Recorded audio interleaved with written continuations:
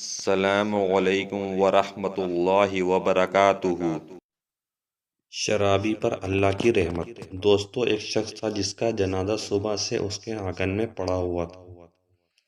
گاؤں بھر میں اس کی موت کا چرچا ہوا، لیکن کوئی بھی اس کے آخری دیدار کے لیے نہیں آیا، اور نہ ہی گاؤں کی کسی عورت نے اس کی بیوی سے آ کر اس کا حال معلوم کیا۔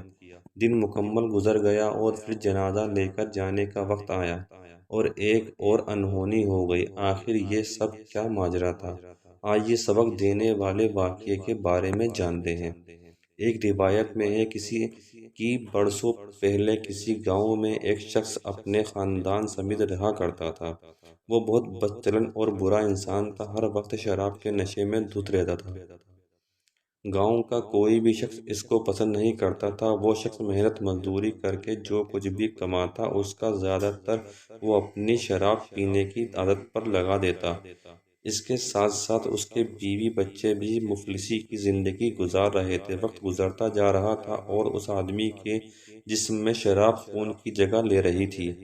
وہ اپنے خاندان کے لیے جس قدر محنت کرتا جا رہا تھا، اسی قدر اس کی صحت خراب ہوتی جا رہی تھی، جیسے کہ اس کے گاؤں والے بالکل پسند نہیں کرتے تھے۔ اسی وجہ سے اسے کوئی بھی اپنے یہاں مزدوری کا کام نہیں دیتا تھا۔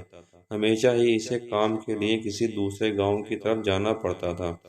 اس کی بیوی کچھ نہ کچھ سلائی وغیرہ کر کے اس کا ہاتھ بٹاتی تھی، لیکن اب وہ بہت زیادہ بیمار رہنے لگا، اور ایک دن ایسا آیا کہ وہ بیچارہ مر گیا۔ اس کی میت اس کے آنگن میں رکھی گئی تھی۔ اس شخص کے بچے اور اس کی بیوی اس کے پاس بیٹھے اپنے آخری سہارے کو حسرت بھری نگاہوں سے دیکھ رہے تھے۔ کچھ بھی ہو، بچوں کے لیے ان کا باپ دنیا کا سب سے اہم شخص ہوتا ہے، لیکن اس سے بھی بڑھ کر تکلیف دینے والی بات کہ گاؤں میں ہر گھر کو پتہ چل چکا تھا کہ اس آدمی کی موت ہو گئی ہے، لیکن کوئی بھی اس کے گھر نہیں آیا۔ اس کی شراب پینے کی عادت کی وجہ سے گاؤں کے لوگ اس سے نفرت کرتے تھے، لہذا اس کی بیوی کو ہی اب آخری رسم کی ذمہ داری اٹھانی تھی۔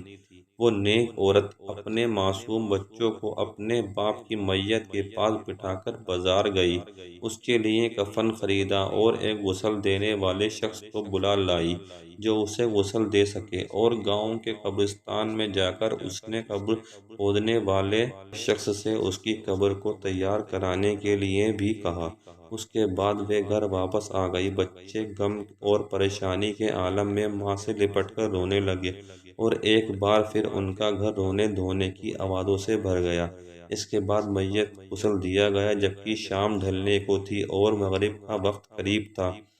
مغرب کی نماز کے بعد اس کا جنازہ لے کر جانا تھا، لیکن گاؤں کا کوئی بھی آدمی اس کا جنازہ اٹھانے کے لیے نہیں آیا۔ اس عورت نے کئی گھروں میں جا کر جنازے کے لیے منت کی، ان سے گڑ گڑائی، لیکن کسی کے دل میں انسانیت نہیں جاگی۔ آخرکار اس عورت نے جو جمع پونجی جمع کر رکھی تھی، اس میں سے 2 مزدور منگوائے، جنہیں جنازہ قبرستان تک لے جانے کے لیے تیار کی، اور اس طرح اب اس آدمی کا جنازہ قبرستان پہنچ گیا۔ لیکن قبرستان میں اس آدمی کی میت کا منظر رلا دینے والا تھا۔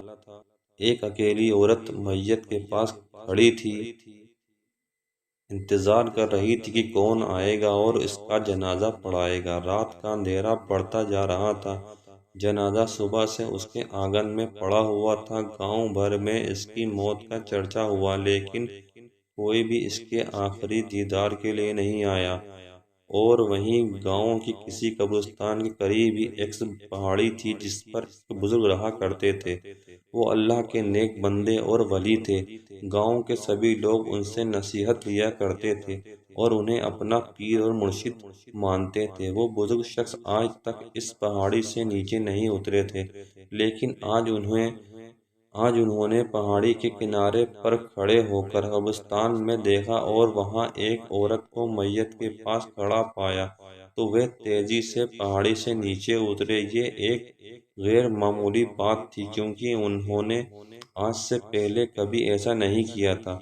ان کے نیچے آنے کی خبر پورے گاؤں میں پھیل گئی، اور دیکھتے ہی دیکھتے سارا سارا کا سارا گاؤں قبرستان پہنچ گیا۔ انہوں نے میت کے پاس پہنچ کر اس کی بیوی سے کہا کہ بیٹا تم فکر مت کرو، اس کا جنازہ میں خود پڑھاؤں گا۔ جیسے ہی انہوں نے نماز جنازہ پڑھانے کے لیے کہا تو گاؤں کے سارے مرد ایک ایک کر کے جنازے کی نماز پڑھنے کے لیے ان کے پیچھے کھڑے ہو گئے، اور اس طرح انہوں نے شرابی کی نماز جنازہ پڑھائی۔ دعا کے بعد پہاڑی والے بزرگ گاؤں والوں سے فرمانے لگے کہ اے لوگوں، مغرب سے کچھ وقت پہلے میں اپنی عبادت گاہ میں بیٹھا تھا، میری اچانک آنکھ لگ گئی اور ایک انجان آواز نے مجھے مخاطب کیا ہو کر کہا، جاؤ نیچے قبرستان میں ایک عورت اپنے شوہر کے جنازے کے ساتھ موجود ہے، اس میت کا جنازہ پڑھانے والا کوئی نہیں، لہذا آپ جاؤ اور اس کی نماز جنازہ پڑھاؤ، اللہ پاک نے اس کو معاف کر دیا ہے۔ اس کے ساتھ ہی اچانک سے میری آنکھ کھل گئی، میں نے پہاڑی کے کنارے پر کھڑے ہو کر جب قبرستان میں دیکھا تو وہی منظر پایا، اس لیے میں اس کام کے لیے نیچے اترا ہوں۔ اس کے بعد انہوں نے اس کی بیوی کی طرف متوجہ ہو کر پوچھا کہ اے نیک عورت، تو مجھے یہ بتا کہ یہ شخص ایسا کون سا کام کرتا تھا جس کی وجہ سے اس پر ایسا زبردست اللہ کی رحمت نازل ہوئی؟ وہ عورت کہنے لگی، حضرت یہ تو ہر وقت شراب پیتا رہتا، دن بھر شراب خانے میں بیٹھا رہتا، لیکن 3 کام ایسے تھے جو یہ ضرور کیا کرتا تھا۔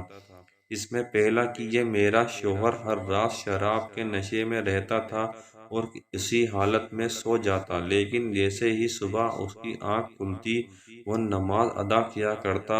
اس کی دوسری اچھی بات یہ تھی کہ اس نے اپنے بچوں کے ساتھ ہمیشہ 2 یتیم بچوں کی پرورش کی۔ ہماری 4 اولادوں میں سے 2 بچے ہمارے ہیں جبکہ 2 بچے یتیم ہیں۔ اور تیسری عادت یہ تھی کہ جب بھی اس کا شراب کا نشہ اتر جاتا تو وہ رو رو کر اللہ تعالیٰ سے معافی مانگتا۔ رات میں جب بھی اس کا نشہ اترتا تو یہ گڑ گڑا کر اللہ پاک سے دعا کرتا کہ اے اللہ، تو ہی میرا مالک ہے، میں اپنی اس بری عادت پر قابو نہیں، میں چاہ کر بھی اس سے بچ نہیں پا رہا ہوں، پتہ نہیں تو مجھے اس بری عادت کے بدلے جہنم کے کس کونے میں مجھے ڈالے گا۔ وہ انہی لفظوں کے ساتھ رات بھر اللہ تعالیٰ سے فریاد کرتا رہتا۔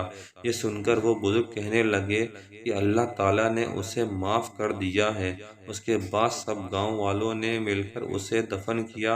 دوستو، یہ تھی شرابی پر اللہ کی رحمت کی کہانی۔ اسی لیے ہمیں بھی چاہیے کہ کسی بھی انسان سے حسد یا نفرت اس کی کسی بری عادت کی وجہ سے نہیں کرنی چاہیے، بلکہ اس کے لیے دعا کرنی چاہیے کہ اللہ اسے اس بری عادت سے بچائے۔ اللہ تعالیٰ سے دعا ہے کہ ہم سب کو ہر بری کام سے بچنے کی توفیق عطا فرمائے اور زیادہ سے زیادہ نیک کام کرنے کی توفیق دے۔ آپ سے گزارش ہے اس واقعے کو آگے اور لوگوں تک شیئر ضرور کریں۔ اللہ حافظ۔